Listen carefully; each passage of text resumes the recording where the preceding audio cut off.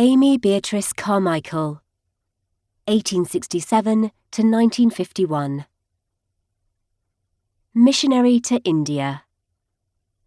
Amy Beatrice Carmichael was born to godly Northern Irish Presbyterian parents on December 16, 1867. She was the eldest of 7 children. One of her earliest recorded memories that reveals a great deal about the work of God in her young heart was evenings after family prayers. After the nursery light had been turned low and I was quite alone, I used to smooth the little place on the sheets and say aloud but softly to our father, "Please come and sit with me." Ireland in the 19th century experienced considerable change. The Industrial Revolution created many factories and mills, including the one Amy's father managed. But it also left many Irish families in great poverty. Amy Carmichael recalled a childhood experience that left an indelible mark on her and was a foretaste of her future calling.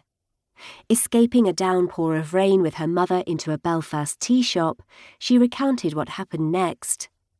A little girl came and stood near the door, looking in through the window. Delicious cakes and sweets were set out in the window. As we left the tea shop, we saw the little girl with face pressed close to the glass. She was looking longingly at the cakes and sweets. She was a poor little girl in a thin, ragged dress. It was raining, and her bare feet on the pavement looked very cold. Later that evening, back in her comfortable home and sitting in front of the warm fire in her nursery, little Amy pulled out a piece of paper and in large letters wrote, "When I grow up and money have, I know what I will do. I'll build a great big lovely place for little girls like you." But Amy Carmichael's life was very different. She suffered with a condition called neuralgia. It left her feeling weak and aching all over her body, and sometimes she could not get out of bed.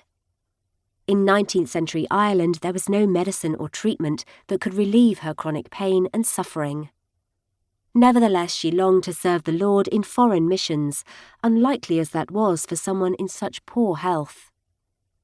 Undeterred by her weaknesses, Carmichael began a gospel ministry in her early 20s to the Shawleys, the poor illiterate girls who worked in the mills, nicknamed for the shawls they wore over their heads instead of more expensive hats. Her welcome hall quickly outgrew the basement of Rosemary Street Presbyterian Church in Belfast. Carmichael prayed for a larger place to meet, one that could seat 500 girls. It was seemingly an impossible prayer. But God heard and answered. 2 donations, land, and money for a portable iron structure were given for Carmichael's new welcome hall. Call to foreign missions. In 1887, Carmichael attended the Keswick Convention in the Lake District of northwest England. One of the speakers was Hudson Taylor, founder of the China Inland Mission, CIM. Carmichael was transfixed. More than anything, she wanted to serve the Lord in China. She applied to CIM and lived in London at their training centre for a time. She met other missionaries and others like herself who longed to carry the good news of Christ to China. But during her training, it became clear that her physical health was too frail, and she was rejected by CIM.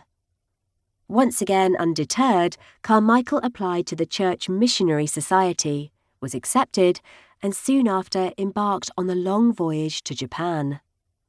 But after 15 months, her health had declined so badly that she was forced to return home to Ireland.